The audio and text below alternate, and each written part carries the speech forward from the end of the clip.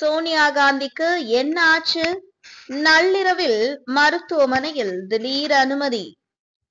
வணக்கம் செய்தி புனல் நேயர்களே. காங்கிரஸ் மூத்த தலைவர் சோனியா காந்தி ஞாயிற்றுக்கிழமை வயிறு தொடர்பான பிரச்சனைகளால் டெல்லியில் உள்ள சர்கங்கா ராம் மருத்துவமனையில் அனுமதிக்கப்பட்டுள்ளதாக மருத்துவமனை உறுதிப்படுத்தியுள்ளது.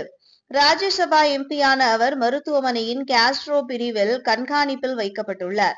முன்னதாக ஜூன் 7ஆம் தேதி இமாச்சல பிரதேசத்தின் சிம்லாவில் உள்ள இந்திரா காந்தி மருத்துவக் கல்லூரி மற்றும் மருத்துவமனையில் அனுமதிக்கப்பட்டார். சில சிறிய உடல்நல பிரச்சனைகள் காரணமாக வழக்கமான உடல்நல பரிசோதனைக்காக சிபிபி தலைவர் அழைத்து வரப்பட்டதாக இமாச்சல பிரதேச முதலமைச்சரின் முதன்மை ஆலோசகர் நரேஷ் சௌகான் தெரிவித்திருந்தார். கடந்த பிப்ரவரி மாதத்திலும் வயிறு வலி காரணமாக காங்கிரஸ் மூத்த தலைவர் சோனியா காந்தி டெல்லி சர்கங்கா ராம் மருத்துவமனையில் அனுமதிக்கப்பட்டு சிகிச்சைக்கு பிறகு வீடு திரும்பினார். இந்த நிலையில் மீண்டும் வயிற்று வலி பிரச்சனை காரணமாக மருத்துவமனையில் அனுமதிக்கப்பட்டுள்ளார். மருத்துவர்கள் சோனியா காந்தியின் உடல்நிலையை பரிசோதித்து அவர் உடல்நிலை நல்ல நிலையில் இருப்பதாக தெரிவித்தனர். தற்போது சோனியா காந்திக்கு 78 வயதாகிறது.